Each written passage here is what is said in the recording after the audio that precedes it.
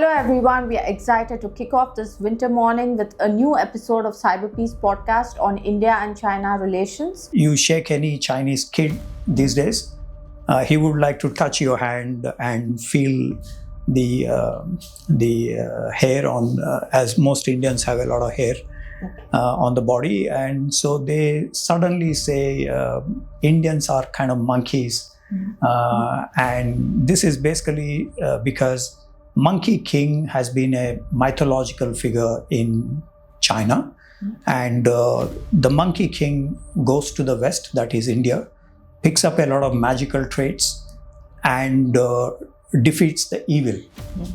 Like in a Hollywood movie, you have good versus evil, and evil has to be defeated. So in this mythological scene, Chinese revere India by calling this as Western heaven. No other country has such a reverence in the Chinese mythology. Today, if you take a Lonely Planet guide and want to go to China, different places, you invariably go to a Buddhist monastery. And every time a Chinese leader comes to India, they make it a point to go to Maharashtra, where he originated, and provide for an award, a commemoration, or some such. China had 4 constitutions, and the 82 constitution and its major revisions in 1991. It included the freedom of religion. So people can believe in whatever they want to. There is generally no restriction. Today we are excited to have Dr. Srikanth Kondapalli, India's leading China expert, author and former Dean of SIS JNU, joining us. So thrilled to have you, Dr. Kondapalli, at the CyberPeace podcast. How are you doing today? Thank you very much, Dr. Preeti Amresh. This is really exciting to be part of the CyberPeace Foundation podcast. Thank you for inviting. Join us as we dive deep inside the ties of India and China today. So before we begin discussing about various aspects like the economic interactions, cultural exchanges, regional security, etc., to start off with, as India's leading expert on China and a globally well-known academic and scholar, could you please share about your life experiences? Well, that's pretty long history, but I recall in 1982, one of my teachers, Dr. Israel Mark, in Osmania University in Arts College, he inspired me to study China.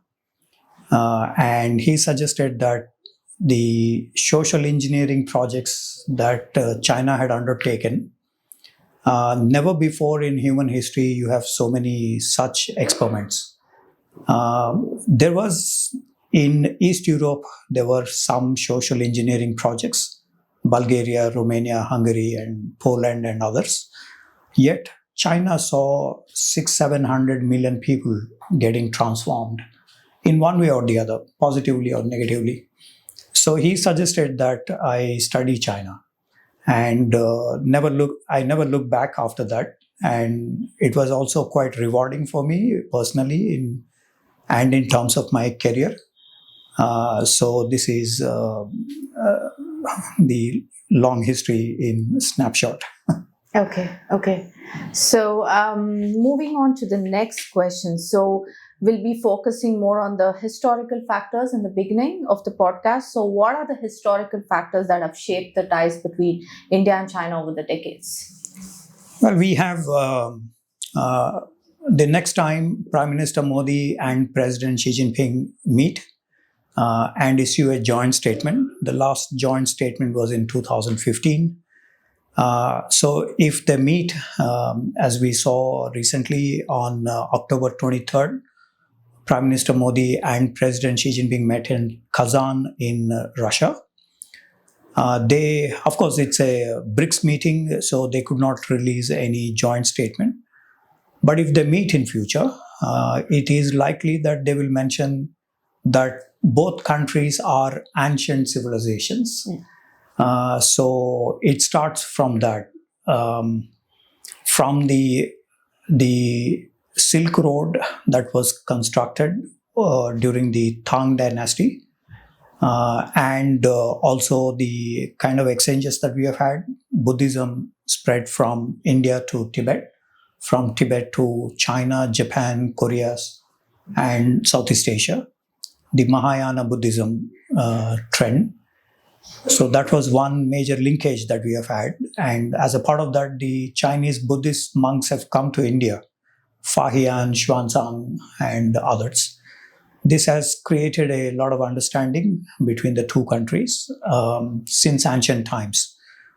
Silk Road also carried a lot of trade between the two sides. And today, if you take a Lonely Planet guide and want to go to China, different places, you invariably go to a Buddhist monastery. Yes. And because Confucianism, which is a major religion in China, some 54% of the people believe in Confucianism, 18% believe in Buddhism.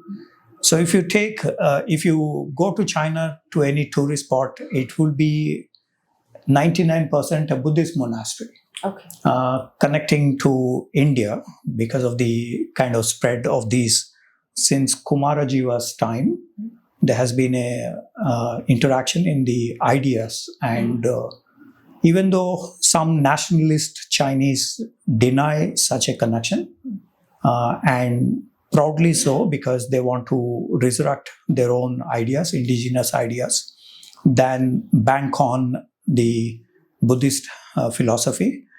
Nevertheless, you see that there is a lot of trade ideas being exchanged in the ancient times. We also, of course, have some jarring notes between China and India in the ancient period. For example, Harshavardhana's time and subsequently, China intervened in the Indian dynasty's succession in 642. So there is, of course, the negative aspect, but overall, ancient India, China, there is bonhomie, there is respect for each other, and spread of ideas such as Buddhism and philosophical issues being discussed. Tons of Buddhist Prakrit and Pali literature was taken by these Buddhist monks, and today these are placed in several Loyang or other major grottos that were found over a period of time. So China is a custodian of Sanskrit, Pali, Prakrit texts, which were taken by these Buddhist monks over a period of time. So we still have a lot to translate to find what has been the interaction between the two sides. So historically, let me just summarize by saying we have had very good relations between China and India. And the subsequent period saw the Chinese configuring India as Tianchu. Tianchu means Western Heaven. While Chinese consider all foreigners as barbarians, but only Indians are part of the Western Heaven. And this is in the mythology. And you shake any Chinese kid these days, he would like to touch your hand and feel the hair on, as most Indians have a lot of hair on the body. And so they suddenly say Indians are kind of monkeys. And this is basically because Monkey King has been a mythological figure in China. And the Monkey King goes to the West, that is India, picks up a lot of magical traits and defeats the evil. Like in a Hollywood movie, you have good versus evil, and evil has to be defeated. So in this mythological scene, Chinese revere India by calling this as Western Heaven. No other country has such a reverence in the Chinese mythology. And coming back to the recent times, during the British colonial period, there is also a lot of cooperation. For example, Chiang Kai-shek came to India to counter the Japanese rule in 1930s and 40s. There is also the people-to-people contacts. We have, for example, Dr. Courtness, who went to Shijiazhuang to provide medical aid and support to a lot of wounded Chinese soldiers and others. So he is also a revered figure in China, Dr. Dwarkanath Courtness. And every time a Chinese leader comes to India, they make it a point to go to Maharashtra, where he originated, and provide for an award, a commemoration, or some such. So 19th century also saw a lot of cooperation. However, when we became independent in 1947 and the Chinese in 1949, what they call liberation, we did not discuss the contentious issues like territorial dispute for over a long period of time. And even today, day before yesterday, Foreign Secretary Vikram Misri was in Beijing, yet they were not able to resolve the territorial dispute. So this has created a lot of heartburn and also skirmishes periodically. And this is one major issue historically between China and India. That is, they have not decided where their borders are, where their line of actual control is, where there is longitude, latitude that separates between these two countries. Okay, like I'm a bit curious. So I've just heard that in China they don't really follow any religion as such. They're atheists. Is it true? Well, actually, Chinese believe in religion. Communist Party doesn't believe in religion. Flowing from Karl Marx dictum that religion is the opium of the masses. So Communist Party has that issue of being an atheist. However, the 1982 constitution, China had 4 constitutions, and the 82 constitution and its major revisions in 1991, it included the freedom of religion. So people can believe in whatever they want to. There is generally no restriction. The only restriction is they should not connect to the international religious associations. For example, Chinese Christians cannot have linkage with the Vatican, but they can have a national church. I've been to several churches in China, and they will separate you. If you're a foreigner, you cannot enter a Chinese church. And so foreign Christians, they have their own church. So in a stadium, in a hotel, they conduct a mass, Sunday mass, which is quite strange because we in India, in elsewhere, a Sunday mass is conducted in a church, a formal building, but in China it is in a makeshift arrangement in a hotel. I've been to some. My friends called me for these, so I went to these places, and it was in a hotel. You have the mass, Sunday mass being conducted. That's interesting. Second is, as I mentioned, Chinese believe in Confucianism, Yes. which is dominant religion. They also have Taoism, they have Buddhism, and they have also Jews, Muslims. In Xinjiang and in Gansu, Ningxia provinces, there are the Hui Muslims, and there are also some Arabs who went to China in 6th century and made China as their home. So a lot of religions coexist. The only condition is that they should not be linked up with external.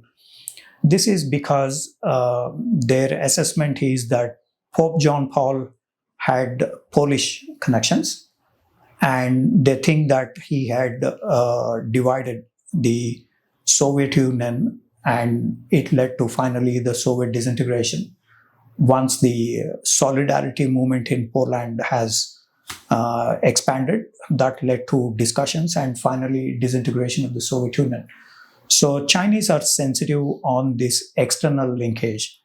On the other hand, today there is the Chinese, many delegations to West Asia, for example, they carry a lot of these Muslim Chinese in order to showcase to the external world that they believe in syncretism, they believe in secularism and others. We also see that the Chinese have a concern on Falun Gong, which is a kind of tantric Buddhism. And according to the Falun Gong activists, there are 200 million followers of Falun Gong, while the Chinese think that there are just about 20 million. So the truth is somewhere between 20 million to 200 million of Falun Gong activists. This is a bugbear for China because Falun Gong wants to replace the Communist Party. Okay.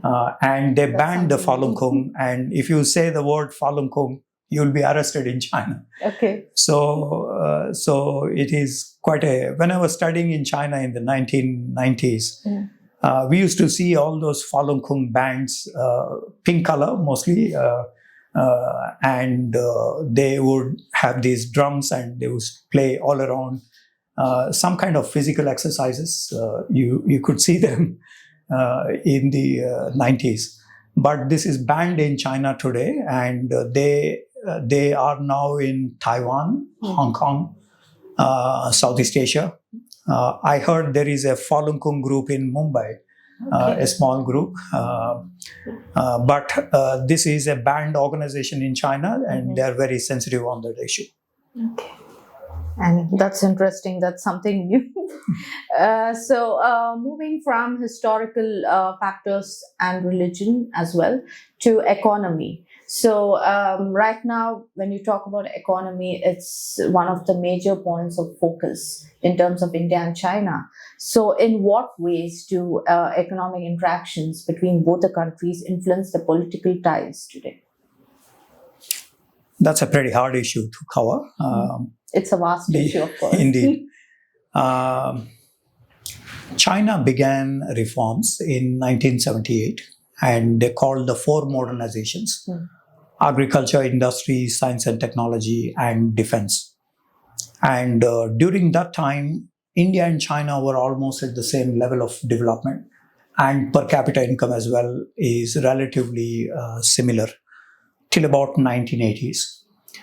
Since the 80s, the Chinese were able to jack up their growth rates, their per capita income, huge infrastructure.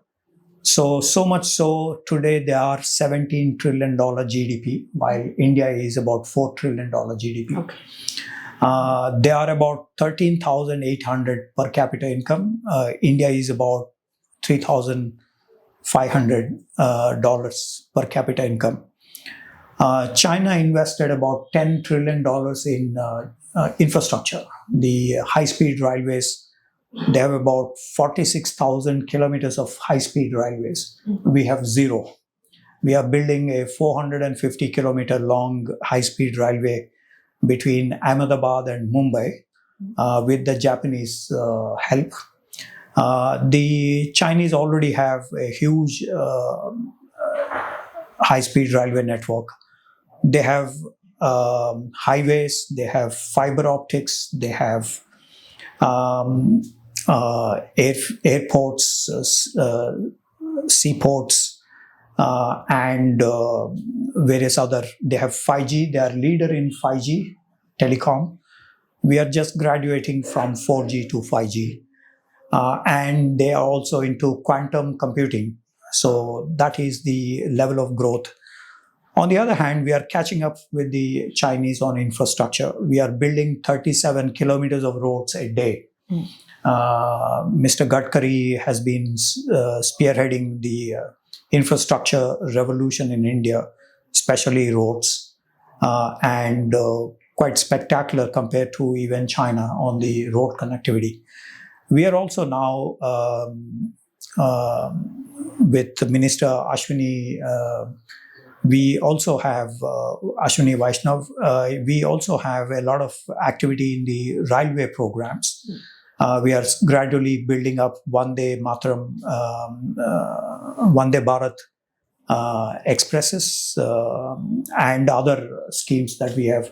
We just commenced the railway to Kashmir, and so that is also we are laying down fiber optics. We are now moving into 5G, experimenting with quantum computing and cloud computing, etc.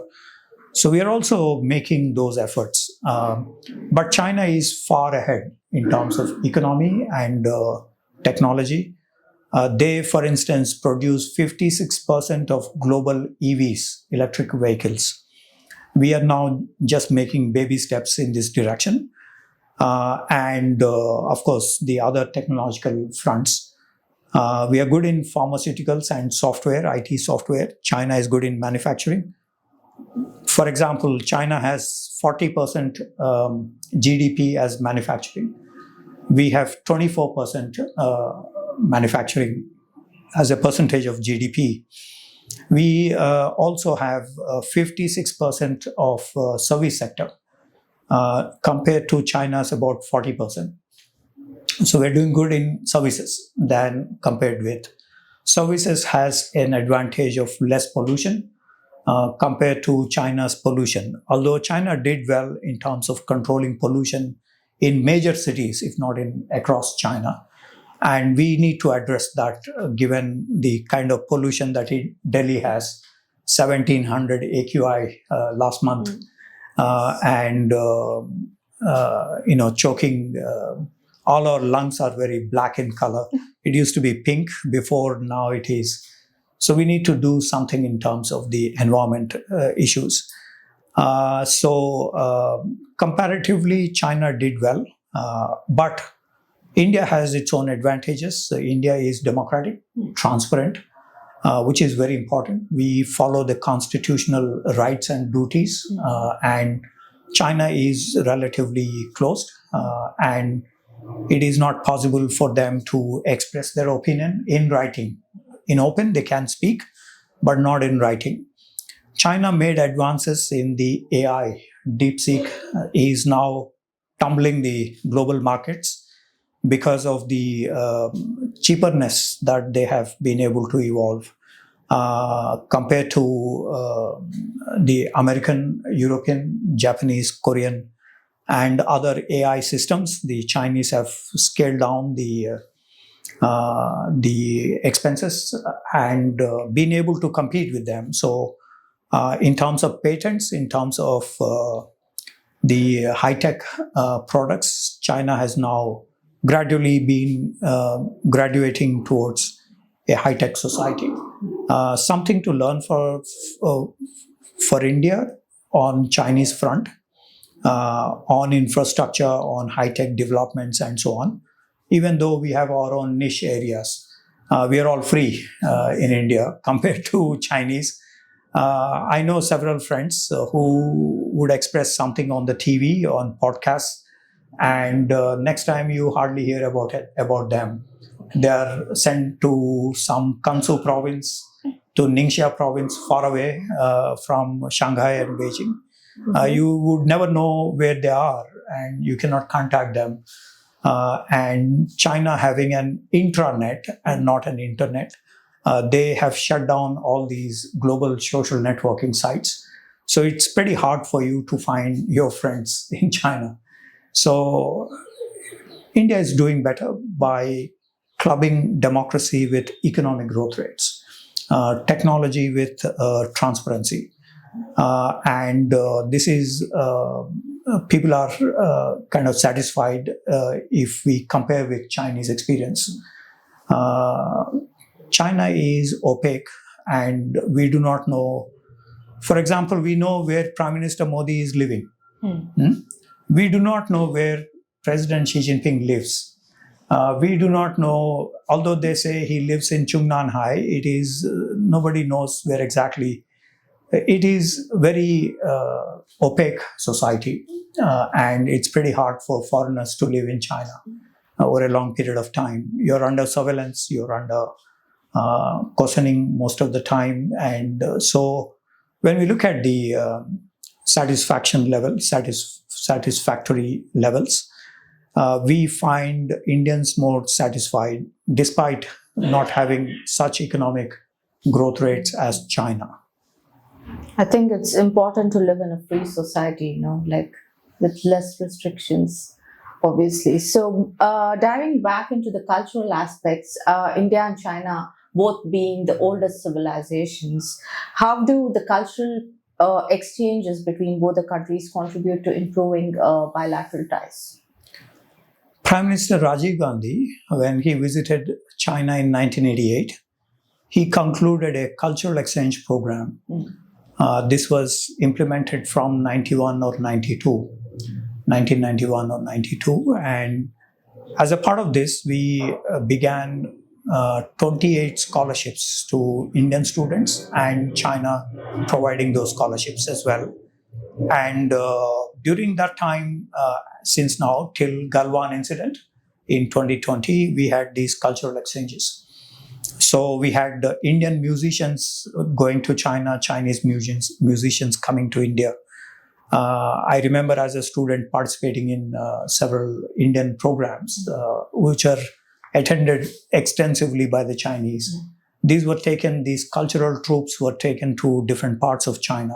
Likewise, I also attended the Chinese cultural troops performances in Siri Fort Auditorium when they brought in huge delegations like these. So it included educational exchanges, it included cultural troops, it included gradually it expanded to museum, upgradation and cooperation. It included the temples being renovated. For example, in Loyang, during Prime Minister Vajpayee's time, there was the proposal for building a Indian temple in honor of Pai Masa, which is White Horse Temple. Okay. And President Pratibha Patil went and inaugurated that temple in Loyang. And we also have a number of other activities, exchanges with Xi'an, with Xinjiang grottos, and Buddhist grottos and others. We also have a lot of painting exhibitions. We have so much happening. We also had a movie of not just the Chandni Chowk to China, that movie, but also the movie related to Tang Dynasty, where we had a lot of Indian actors playing a role. So it also spilled over into the Bollywood movies, and China has a restriction on the number of movies to be shown. So about 15 movies are generally imported. Most of these are Hollywood movies. But we see that last 15 years or so, Indian movies, 3 or 4 Indian movies are shown in China every year. And most of these are blockbuster movies like Three Idiots, like PK, like Dangal. And we also had Chinese movies being shown, but generally not so extensive, because Bollywood is more competitive and it has all sorts of ingredients, so it is pretty attractive. I remember when I was doing my PhD in China, in Xi'an, in Yan, which is the communist base in the 1930s and 40s. So I went there in 1994, 93, and I saw a movie, Mr. Hero. Movie, Sridevi and Anil Kapoor and others in that movie. So I remember there is no auditorium and there is no decent floor. So you have to bring your own chair to the place and see the movie. Some of my students brought that stool to sit on that And you could see, but people are very happy to see an Indian movie because there's so much of masala in it. And so there is. So since the 90s, we have had these cultural exchanges, and the problem with these are subjected to political tensions. And in Doklam in 2017 and in Galwan in June 2020, after these incidents have happened, we have to shut down all cultural exchanges. So it is dependent on the political. Secondly, there is tourism that has spread, and 80% of Chinese tourists to India are Buddhists. So they go to Bodh Gaya, Sarnath, Lumbini in Nepal, or other areas like Sanchi in Madhya Pradesh. One of the problems here is, again, China uses tourism as a weapon. And tourist agencies are controlled by Communist Party units. And whenever there is a political turmoil, political conflict between two countries, the Chinese use this as a weapon to regulate tourism, which means basically no tourists. They have used this against South Korea, they have used this against Taiwan, they've used this against many states in the world. And I believe that China will use tourism as a weapon in future when India-China normalize their relations. And that means we should not really bank on tourism or cultural exchanges as a major tool between India and China. So there are too many variables here which can obstruct the spread of cultural exchanges between two. Okay. So as we discussed about Galwan and Doklam issue, what role does regional security play in dynamics of India and China ties, particularly concerning the border disputes? When we say regional security, there are other countries also involved, like Pakistan, which is said to be an all-weather friend, Yes. and which is also said to be Pakistan received nuclear weapons, ballistic missile technologies, even space related launches by China. So this has created a lot of concern for India. However, India today is not raising the Pakistan-China related nexus because today the Pakistanis are not satisfied only in deterring India, but they want to even deter United States by launching missiles to attack Israel, to attack United States mainland. So this is a regional security issue for the Americans to resolve. Even though they were very reluctant to put any restrictions on China, even when they got to know about the China-Pakistan WMD transfers. On the bilateral issue between India and China on the territorial dispute, as I was discussing before, in 1940s when they became independent or liberated, as they call, we have not really discussed the territorial dispute. And that issue is still lingering and not being able to be addressed properly. We have a special representative mechanism. Before that, we had a joint secretary level discussions between 81 to 87, 8 rounds, and then joint working group meetings, 15 rounds. We have 23 rounds of special representative meeting, including one last month between Mr. Ajit Doval and Mr. Wang Yi in Beijing, but we have not been able to resolve the territorial dispute. So as a result, we have had so many incidents on the border, starting with the Chip-Chap Valley incident in 1959, and subsequently the 1962 border clashes.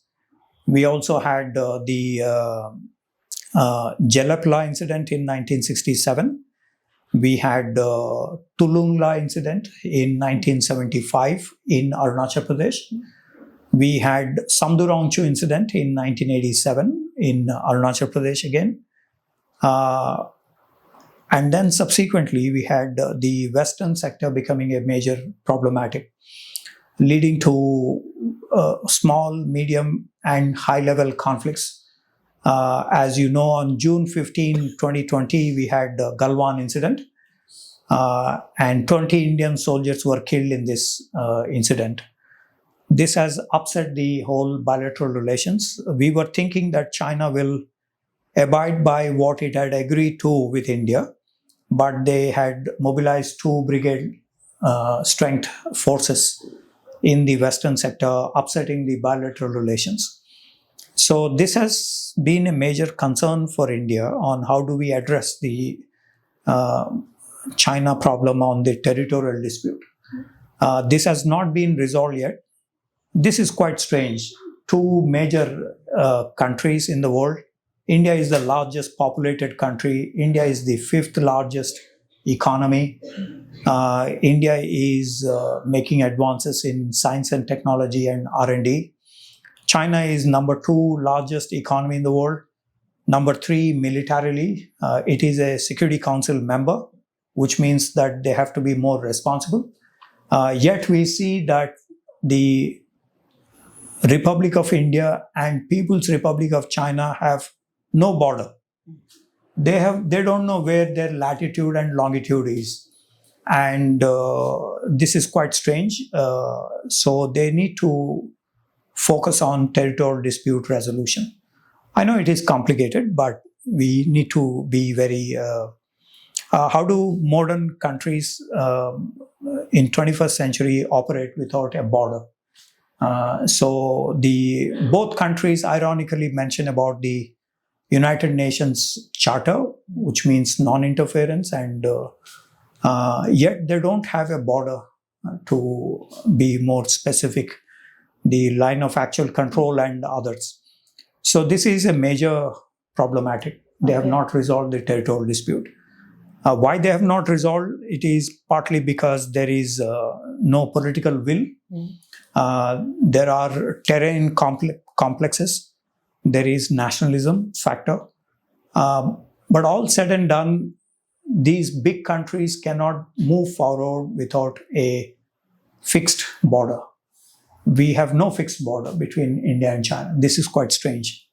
So, in your opinion, what do you feel? You think this border dispute would be resolved maybe in a decade, or would this continue even after that?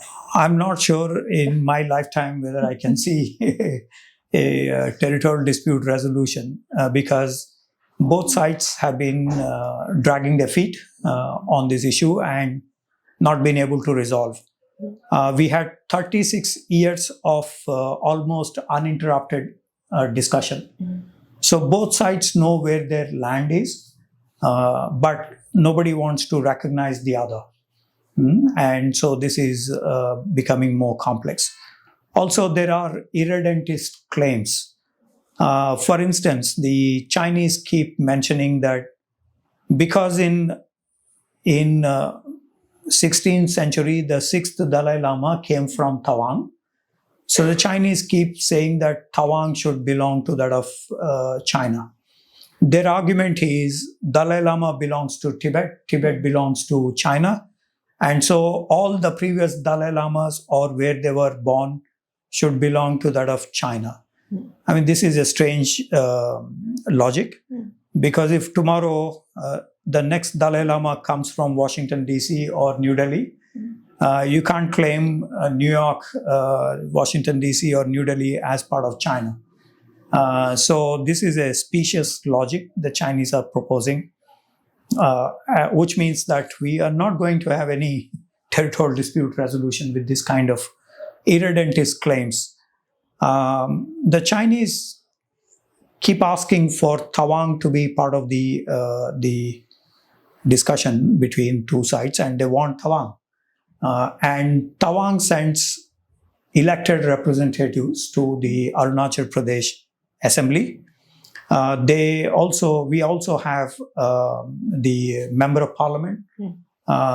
So you cannot simply ask your own member of parliament to become a Chinese citizen tomorrow if there is a territorial dispute resolution between the two countries. So, so this is a problematic area, the irredentist claims by China. So, talking about India and the US ties, especially in the present day, when after the takeover of Donald Trump, how might India's growing partnership with other countries such as the US impact its ties with China? Even though all these sites don't recognize that there is a triangular relationship, but we do have a triangular relationship between United States, China, and India. It began with Henry Kissinger's secret visit to China through Pakistan in 1971, and the American support to China during the Bangladesh Liberation War, synchronized, coordinated movements of United States, China, Pakistan on the Bangladesh liberation. The Chinese have released their yaks in the northern border during 72 war, putting pressure on India, while the Americans have mobilized aircraft carriers against India.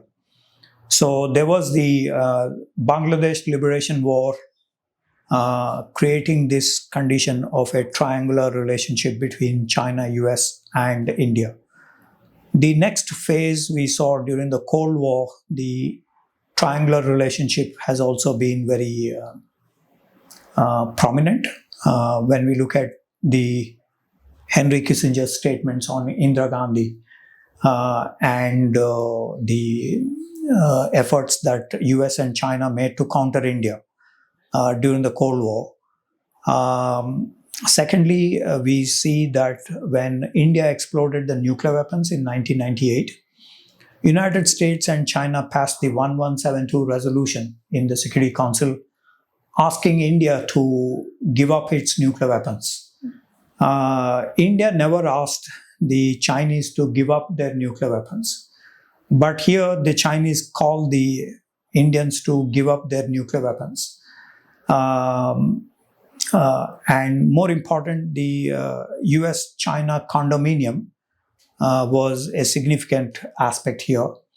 Subsequently, when Obama was the president, in 2009, they had a joint statement, which was considered by some as G2, Group 2, that is US and China ruling the security of rest of the world. And we were concerned about the US-China relations at the time. So the Obama-Hu Jintao joint statement had all elements of controlling India in South Asia. So there is the triangular relationship at the time. Today, of course, India had improved relations since 2006-7 with the nuclear 123 agreement. And today the Chinese keep mentioning, oh my God, India and US are improving relations. They should not contain China, even though China contained India through the United States since Henry Kissinger's time. Today they just wake up and say, no, please don't contain us. Please don't buy arms from the United States. By the way, the Chinese have bought arms from the United States in 1984. But the Americans did not give much because there was the Tiananmen Square incident in 1989 and they shut down all the arms transfer. But we see that there is a Chinese today statement saying US and India should not come together. They should not be part of the Quad. They should not be part of the Indo-Pacific. They should not be having Malabar exercises. They should not have space programs cooperation. They should not have technological, economic, and since 1971-72, Americans invested $700 billion in China. They have 77,000 American companies in China working. Today, the Americans have about 1,000 companies in India, and their investment is about $120 billion in India. Yet, the Chinese think that US and India are countering China, and they put a lot of pressure on India, saying, please don't have a truck with the United States. Please don't, evolve the natural partnership that exists between US and India. So this is quite strange because the Chinese have strategic relations with United States. Of course, the communism, Chinese violation of IPRs, the Chinese violation of human rights in Tibet, Xinjiang, and others have become problematic between US and China. But to cover these up, they keep mentioning about the US and China are improving to contain China. So this is quite strange logic. Even though Manmohan Singh told Hu Jintao that India is not part of containment of China, Prime Minister Modi addressed the Shangri-La dialogue in June 2018, mentioning we want an inclusive Indo-Pacific. Yet the Chinese keep on raising this bogey of containment, even though they were containing India through various Pakistan, South Asia, arms transfer, nuclear weapons transfer. Yet today we see this strange situation of Chinese criticizing India on evolving relations with the United States. Okay. So moving on to the diplomatic aspect of both the countries, in what way do public perceptions in India and China affect the diplomatic ties between both the countries? During the economic reform in China, there was a huge public opinion in favor of China in India. It is said that during the 2000s, Indian public opinion polls had a positive image of China. This is a far cry during the 60s and 70s. In 50s, we had a Hindi Chini Bye Bye. When Chou En-lai, the premier, came to India, we had hundreds of lakhs of people lining from Palam Airport to Rashtrapati Bhavan. I did not see that, but I saw in photographs Nehru and Chou En-lai moving in cavalcade, and there is a lot of public, support for the Hindi Chini Bye Bye. After, likewise, Nehru went to China in 1954. It is said that 1 million people turned up to greet Nehru in Beijing from the airport. Unlike Palam Airport at the time, which is close to the city, the Chinese, the capital airport in Beijing is far away from the city, some 18, 19 kilometers. So you imagine 18, 19 kilometers packed with people to Chungnanhai, the center of the decision making in China. After that, 1962 border conflict happened, and we had a very highly negative view about each other. I read somewhere that All India Radio used to broadcast in Ladakh, in Arunachal Pradesh, to the other side, saying to the people in the area, don't go to the other side, even accidentally, because the Chinese will eat you. So there is that kind of negative image that we had till about 78, 79. And we relaxed that. We given up such negative propaganda. And Chinese also began reforms. So by 2000s, we had about 40 to 43% of Indians saying Chinese are hardworking, China is responsible, China is growing up economically, China could be a model for India to emulate. Dr. Manmohan Singh wrote a letter saying that Mumbai should learn from China, and learn from Shanghai. And he had sent a circular to the bureaucrats in India saying we should learn from Chinese reforms. We should, copy some of the reform programs and should lead to economic growth rates. However, we had the territorial dispute again coming up, Doklam and Galwan. After that, we had 62% of the people asking for the boycott of Chinese goods. So a highly negative view of China that happened. And even in China, there is a negative view of India. And during Doklam crisis, the Xinhua news agency circulated a very highly racist video of lampooning the Sardars. So there is this video of a boy with beard and a turban, basically speaking in Indian English, which is heavily accented. But basically the video was trying to picturize the Indian side in a highly negative manner. This was spread all across China because Xinhua news agency is something like our PTI, and this comes under the Communist Party. Xinhua news agency is the major news agency controlled by the party, and they were spreading these videos, anti-Indian videos.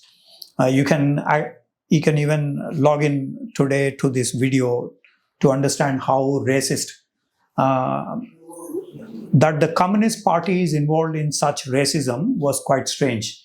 Although they were involved in such racism even during the 50s and 60s. In 1962, for example, there is an editorial in People's Daily, and some suspected Mao Zedong had written this article.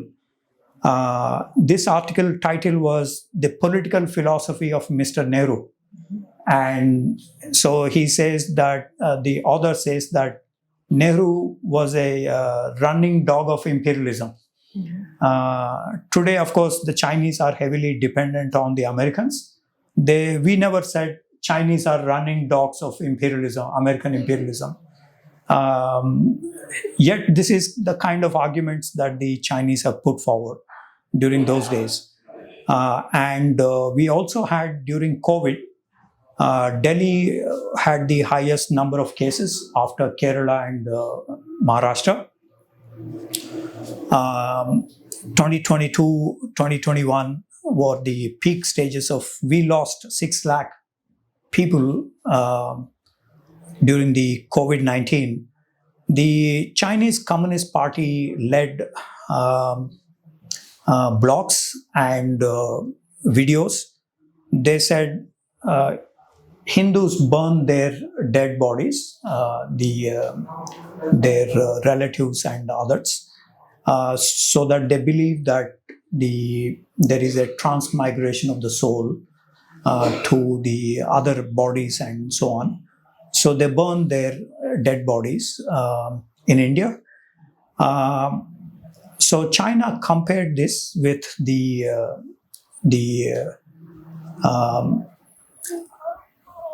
dead body crematoria, where there are these pyres, where there is the flames going up. They compared this with the Chinese launch of a satellite and say, see, Chinese are launching satellites, but Indians are burning the bodies. So this is the kind of comparison that they made. Very insulting, very racist. And so this has led to a lot of anti-China feelings, as it is anti-India feelings in China. So, culturally, this has been a very testing time, last 4.5 years. Last 2 months, since October 21st last year, we have a series of meetings between high-level political leadership as well as bureaucrats and others. We are now initiating some normalization steps.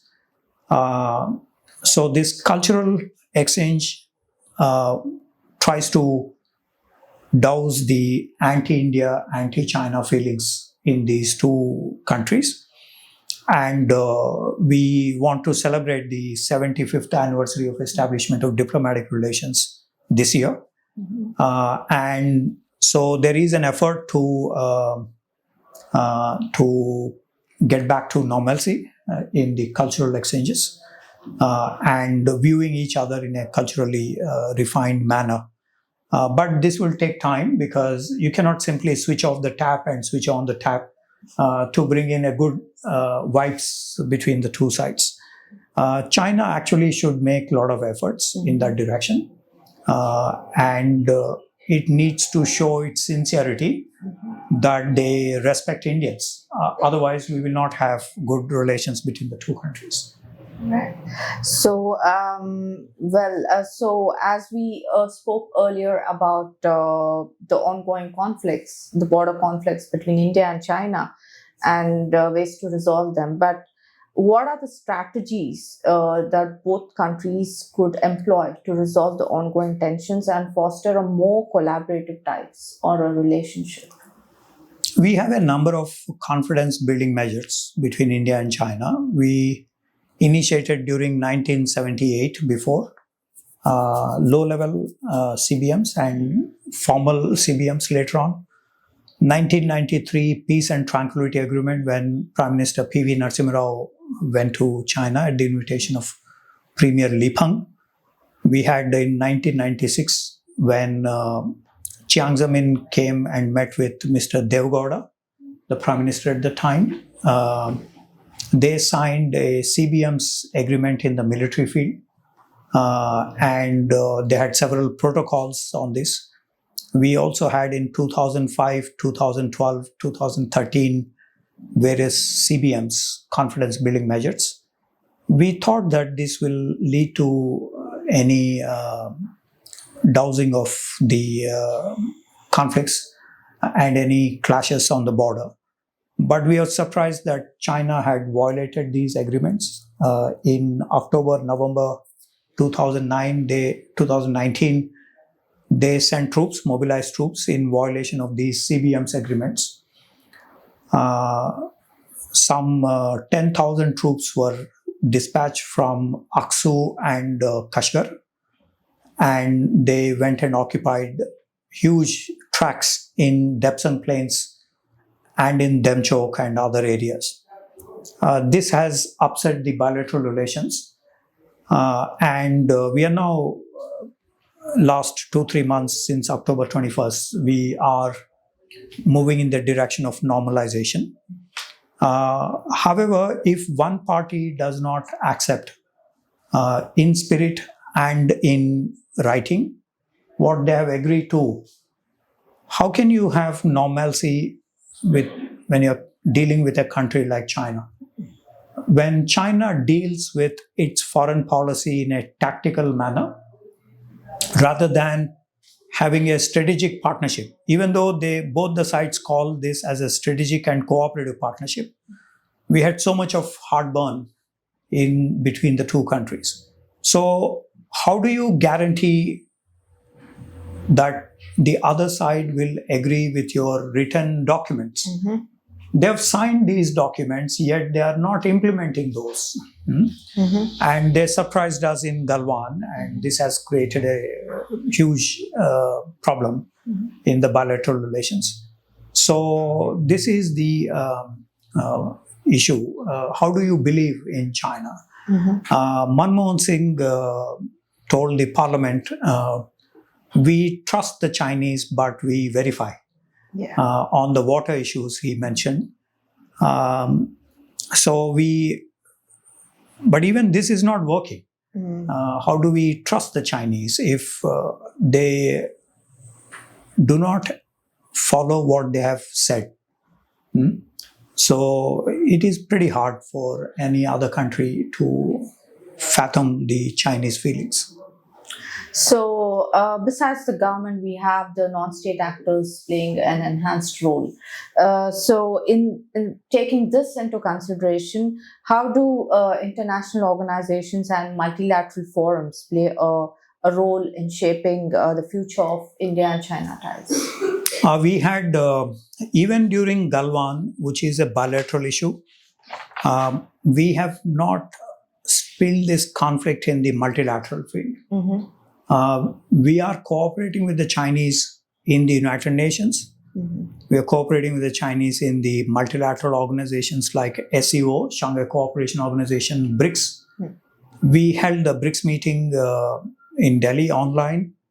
We also had the SEO meeting 2 years ago online due to COVID-related restrictions. We had the G20 meeting. President Xi Jinping did not come for this meeting, but he sent Premier Li Qiang last year, 2023 September. So despite having bilateral problems between the two countries, we have actually been very rational and cooperating in the multilateral fields. We are cooperating on climate change in the basic format, Brazil, South Africa, India, China format. What we mention as equal but differentiated responsibilities. That every country is responsible for the environmental challenges, but we need to differentiate between developed and developing countries. So we have this equal but differentiated responsibilities in the climate change issues. We also cooperate in the WTO, even though we conflict on the most favored nation treatment and the dumping of goods in the Indian market. We also have some cooperation in the WTO dispute resolution mechanism. So climate change, WTO, UN, SEO, BRICS, G20, there are so many areas where we cooperate in the multilateral field. That's because we differentiated between bilateral and multilateral. So, as we look ahead in the next 10 years, the ties between India and China will be crucial in determining the balance of power in Asia. So, will collaboration prevail or will tensions rise? The world is watching closely. We do not know what could happen in the next 10 years, but given the past experience, we can't see complete cooperation between India and China because the other side is not willing to listen to you. So this is going to be a competitive relationship. We have cooperation, as I mentioned, in the multilateral field. We have cooperation in the other fields. But because some of the tensions originate in territorial dispute problem, and we don't foresee any territorial dispute resolution. So this results in a problem at the bilateral level, and hence the possibility for a competitive relationship in the next 10 years. We have cooperation, but we also have competition.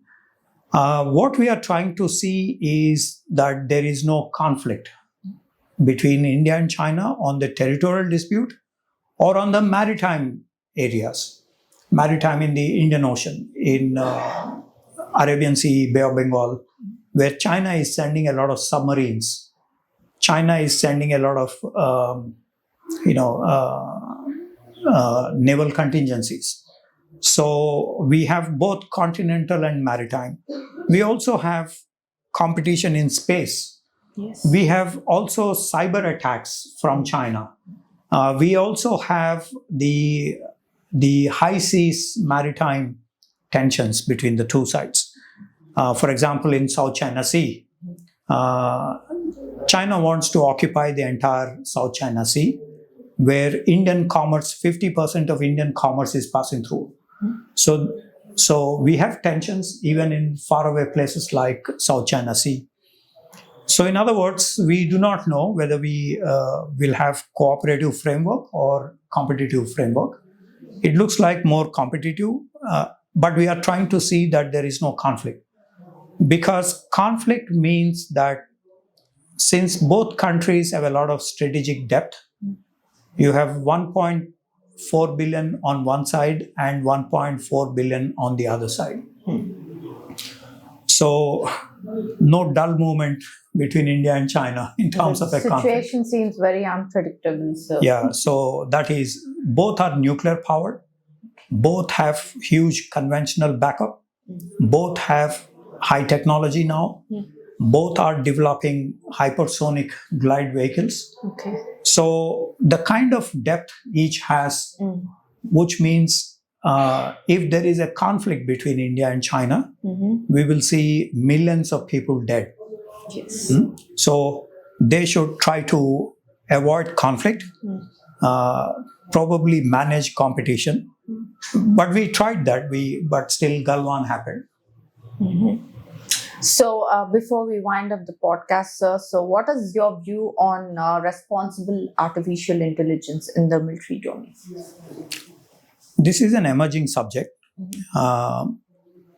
Artificial intelligence in the military field. We have seen many countries experimenting with these in terms of intelligentized warfare. Many countries using AI for the SSBN programs, strategic nuclear submarine programs. In the nuclear field, AI is extensively used because you have a lot of data now that can be fed into the AI machines to give predictive, outcomes. We have many countries using AI in space programs and other data. With many countries moving towards 5G, there is now their data that is available. China and India in this context are also making a lot of headway. And as you see, China has come up with a DeepSeek AI. Yes. And various Indian companies are also now experimenting with this aspect. So there is the competition between India and China in the AI field as well. Having said that, the Indian side has not joined the re-aim. India is watching carefully what is happening in the domain. India is not formally attending the South Korean second conference after the 2023 conference, which was the first conference on the re-aim. India is basically watching at this moment, but India is concerned that, like the nuclear agreements, like NPT, CTBT, FMCT, MTCR, the arms control and disarmament measures, where there are haves and have-nots. India is concerned that the advanced AI possessing countries will be imposing some regulations which could be constraining the global South countries in AI applications, including in the military field. So India is watching. That is because of this tension between high tech and the global South positions. Number two, India is also in the backseat at the moment on this issue because India is democratic. India is governed by the Constitution of India, which has fundamental rights. And some countries like China do not have this constraint because they can put restrictions on their public, on AI. For example, a lot of surveillance systems in China, and Chinese do not have any recourse But in India, we have the Supreme Court, the High Courts, the district level. They can intervene and tell that so and so is a violation of the individual freedoms to privacy and other things. So privacy issues are a big issue in India, in democratic countries. So India at the moment is silent because it is looking at the problems in the emerging AI debate on responsibility, transparency, auditing, and various other fields. So at this moment, there is a concern, and so India is going slow on this issue.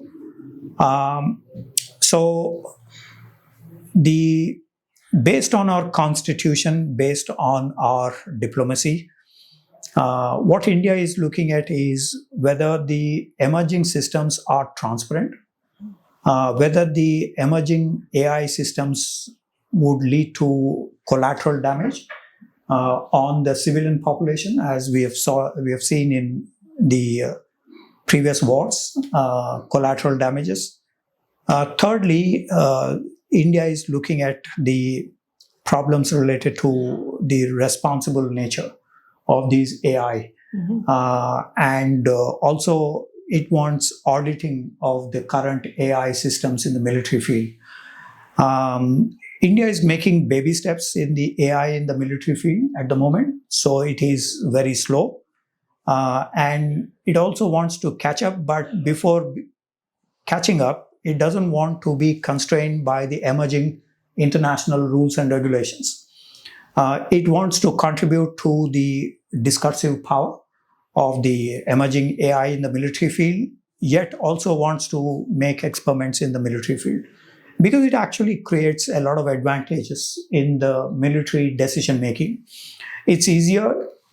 It is also very economical in some crucial military scenarios, and hence it wants to be India wants to be in the forefront in this field. We are making efforts. You may have seen last week the Indian Army had organized the robots, the intelligent dogs, and we are also making drones and using space for the civilian applications, weather forecasting, healthcare related, where we are using extensively the AI expertise. But when it comes to the military field, we are still at the infancy. And so we are cautious on the emerging debate. European countries, on the other hand, had put a lot of restrictions and regulatory measures in regard to the AI in the military field. So we are looking at those carefully, and would like to be in advanced knowledge of the AI in the military field. So it's a very slow momentum, but we are concerned about the developed countries capturing that space, and we will be left behind like the NPT regime, where they said those who have nuclear weapons right now can have nuclear weapons. Those who don't have nuclear weapons will never have nuclear weapons. So we will be caught up in such a situation where AI in military field will also have similar complications. So that's why we are slow. Okay. So we come to the end of the podcast. It was great diving deep into issues, many areas of focus in a very brief manner. So it was great having you, sir. And you want to say anything? You want to give a message for CyberPeace? Thank you very much for hosting me on this. I wish the CyberPeace Foundation involved in cutting edge research and policy matters. CyberPeace Foundation is one of the only two major such think tanks to provide inputs and I wish the CyberPeace Foundation all success. Thank you so much, sir. That brings us to the end of this podcast. Thanks to Dr. Kondapalli for joining us on discussion on India and China relations. For all the foreign affairs enthusiasts, we hope the episode was beneficial to you. As always, thanks for listening to CyberPeace Podcast.